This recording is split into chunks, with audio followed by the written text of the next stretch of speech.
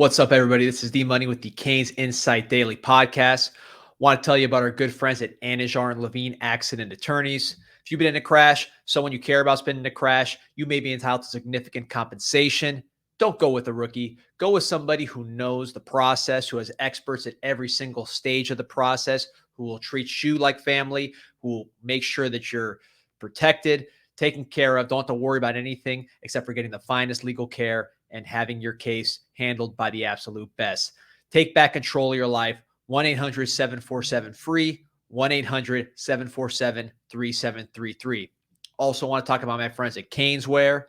You can go to the store at Davie, Football Heaven, or canesware.com if you're not local. Get the absolute best in Miami Hurricanes gear, Miami Dolphins gear, Inter Miami, Florida Panthers, Miami Heat, Miami Marlins. You name it, they have it. Absolute best when it comes to Miami sports fans merchandise and the best staff in the business. Ask anybody, they'll tell you. But if you're not lucky enough to go to the store, go to canesware.com. Everything is available there, the spot where Miami fans shop. What's up, Canes fans? Peter Ariz here, bringing you today's edition of Canes Insight Daily. Have a huge episode lined up for you today, continuing our player interview series with Canes Connection. Isaiah Horton, wide receiver, will join the show today. He's had a great start to camp, reshaped his body. Really good game, obviously. Great moment for him against Texas A&M. That was his coming out party. For Canes fans, we've been hearing a lot about him and his ability not only as a deep threat, but adding other aspects to his game now. Big season ahead, I believe, for him. And great kid, as you'll get to know him a little bit in our interview. Again, with Canes Connection here, as if you have not signed up already, our partnership with them, it's a no-brainer. You get 20% off your monthly membership. And again, Canes Connection, the official NIL of the University of Miami. You click that membership button, click anywhere from $25 to $1,000 a month. Promo code CIS gets you 20% off your monthly rate. And of course, exclusive chats with D Money, who I am filling in for this week. But again, go to canesconnection.com. Before we get to that Isaiah Horton interview, though, just got back from Green Tree, have some practice observations. Again, only get about 20, 25 minutes in there with the media, but I'll give you a little bit of a breakdown of what I saw today. Again, one-on-ones, we get a limited view of them, but from the linebacker, running back one-on-ones, Caleb Spencer is a guy who we've talked about as a potential, safety linebacker, working with the linebackers today. And as a blitzer, I love his potential. You see his length, you see his agility for his size, and the physicality. It's there. It shows now that they're in full pads, right? Adarius Hayes, similarly, I mentioned him yesterday as someone, or 2 days ago, as someone who just towered over a lot of the linebackers in that room. And it's a room that's getting longer and bigger. But he was a guy who today had a one-on-one rep. And again, you hear the thump with him. And he's a guy who, freshman linebacker position, obviously not the easiest to pick up right away, right when you get on campus. But at the very least, man, special teams, this guy has the potential to be a monster right off the bat. Going over to some of the receivers, tight ends, defensive backs matchups, Riley Williams had a nice corner route in the end zone over Jaden Harris. Nice touchdown reception for him and goal line work. Similarly, on the other side, Emory Williams hit Ray Joseph, back end zone corner route there. And again, nice connection from them. Ray Joseph, a guy that we'll be having on the show next week as one of these Canes Connection interviews. Jadis Richard in goal line work today, man, had a couple nice reps on Nikar and Jacoby George, just using his sheer size and length. I mean, look, we understand with Jadis Richard, as we saw in the Florida State game last year, physicality is going to be the name of the game with him. And he has speed. It's not like he's a slow guy out there. But him learning how to cover without grabbing, that's what I've heard is his biggest thing. But, man, that guy right there, especially against bigger receivers, but we saw it against Nikar and Jacoby are not big receivers, right, necessarily. They aren't these big 6'2", 6'3" type guys, right? These are guys that you expect to be able to create separation, and he did a very good job in a couple reps against them today. Before we get to the Isaiah Horton interview as well, big news today on the basketball side. As Nijel Pack announces he will be back for another season in Miami, of course, Nijel Pack started his career at Kansas State, came over to Miami a couple years ago and helped lead the Canes on that tremendous run. Again, announcing today, as we see here, saying he's back. Going into my final season, my focus is on getting healthy and leading our team to compete at the highest level in every aspect of the game every day. Glory to God. So this is big news for the Canes. Obviously, a huge recruiting class coming in at that guard spot in particular with Jaleel Bethea, Austin Swartz, and then Isaiah Johnson-Aragu, who can play a wing spot, but it could be in that Jordan Miller role as well, where he's able to play some defense against some bigger guys as a good matchup guy there. But Nijel Pack, as he said it in his statement here, was not fully healthy this year, as this team was banged up all season long. But you're going to see that this is a guy who is one of the best shooters in the country, obviously. Coming in with Jaleel Bethea here now as a freshman, I think Bethea is a guy who's going to be able to score the ball immediately. But to have that veteran guard next to him in a Nijel Pack, who, he's a guy who can hit a shot from anywhere on the court, showed some, especially early in the season, ability to get to the hoop and create for others. But having that veteran presence next to Bethea opening things up for him, I think is going to be huge. Now, the question becomes here, as you have some more decisions to be made. Norchad Omier, Matthew Cleveland, right, and Wooga Poplar, who did not have a great season, has an opportunity to continue to not only improve his stock as a player, but get ready for that next level. And look, with a guy like Poplar, is the, not to speculate too much, but is transfer portal an option? There's, in today's day and age of college basketball, transfer portal is an option for anybody, right? So not to speculate too much, but there are decisions to be made here on this basketball team.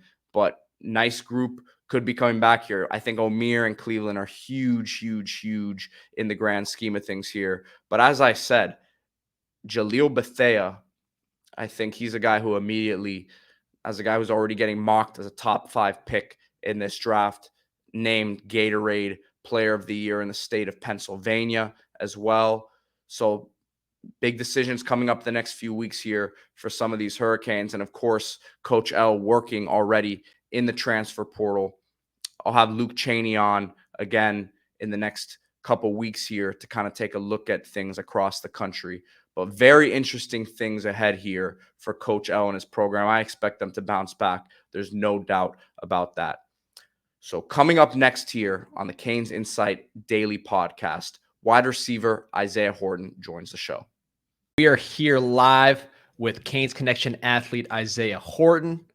Remember, if you are not a member of Canes Connection, sign up today.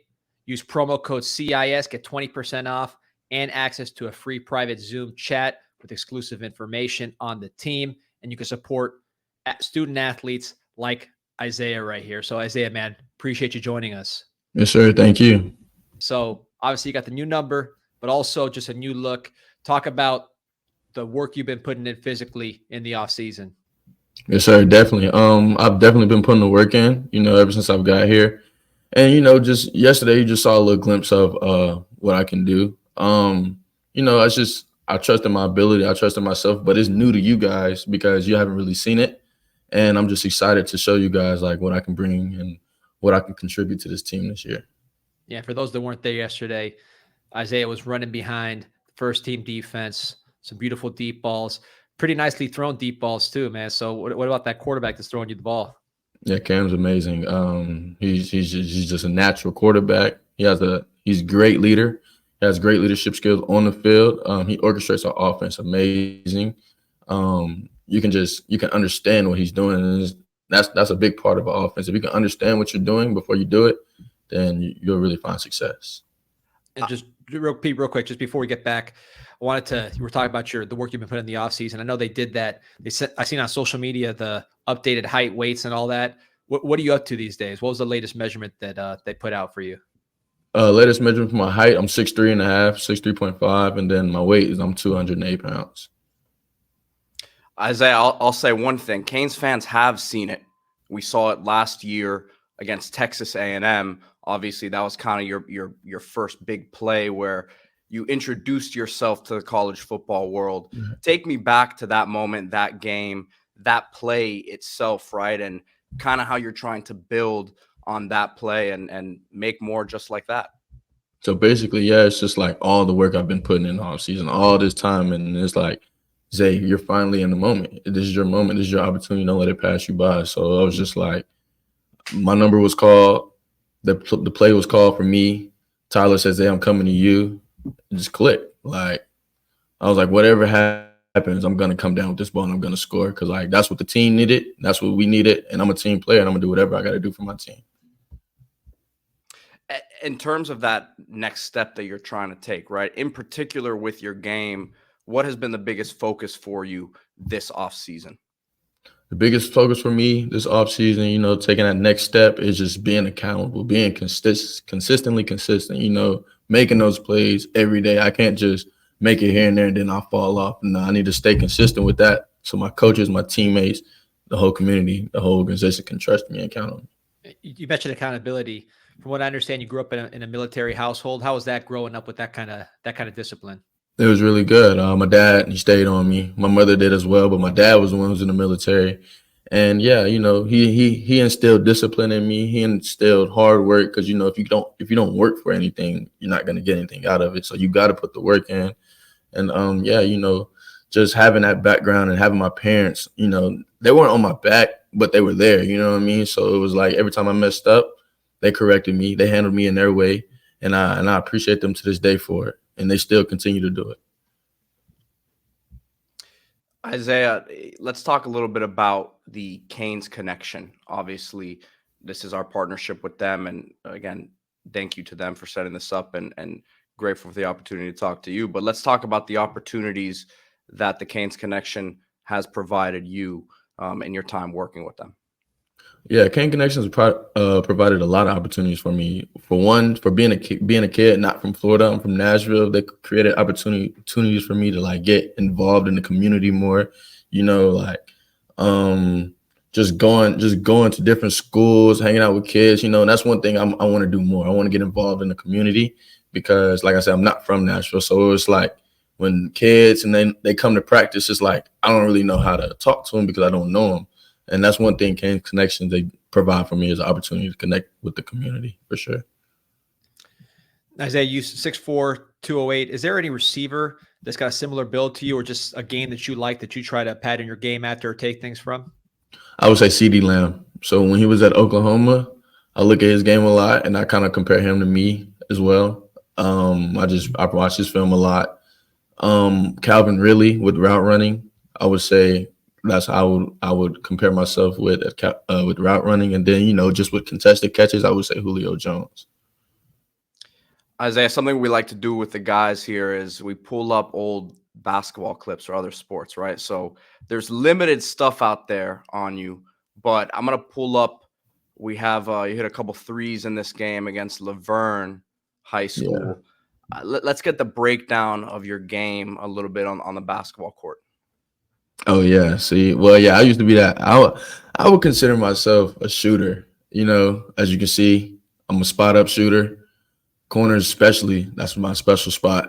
And I like to facilitate a lot. Like, I like to dribble and create open shots for my guys. So I'm not really content on with scoring.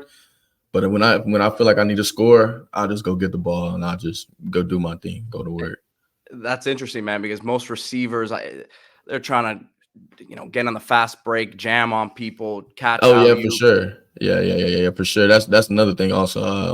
I didn't really get opportunities like that because I only played for like 3 games, and I told them I'm done because I'm finna go to Miami and I want to focus on football. But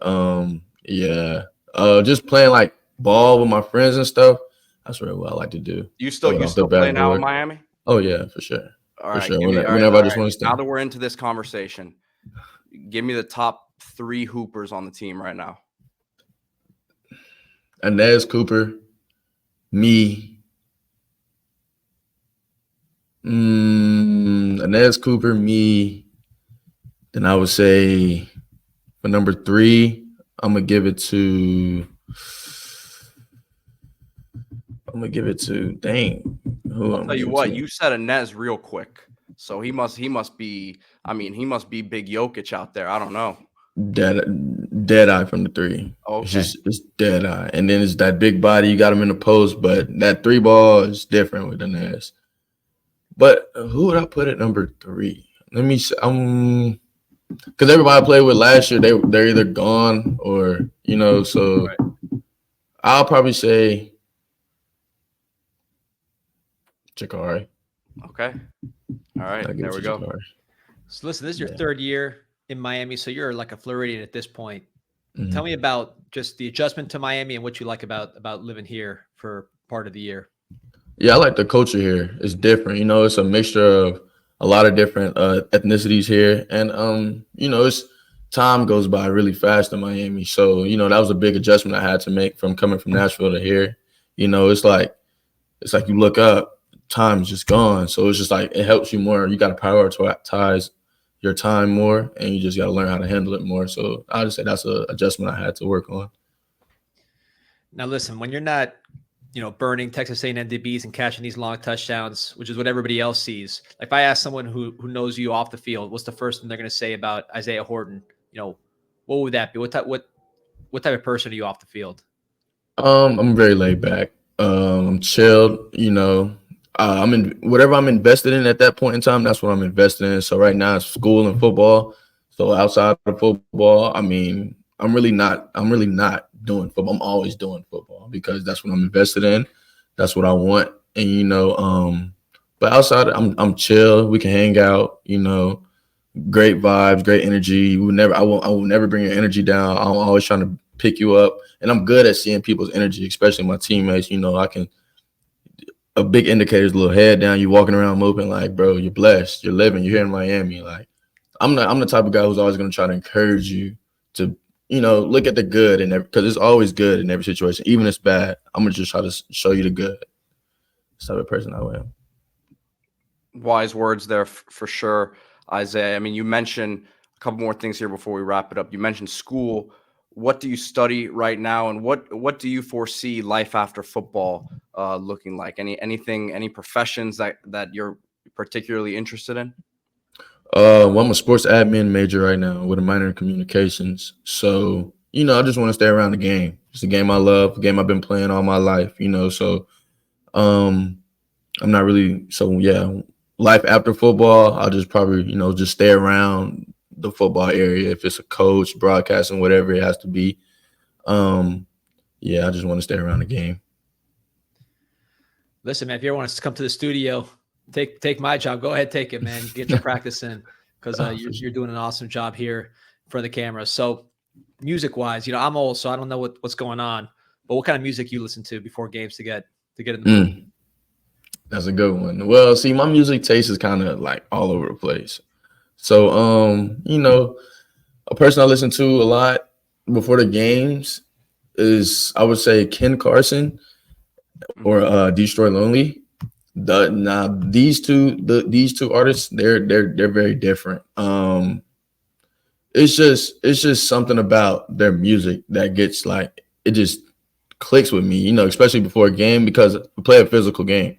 So you want to get yourself in a mindset where it's like, okay, I'm ready to go. And it's just like hearing that, it just gets me going.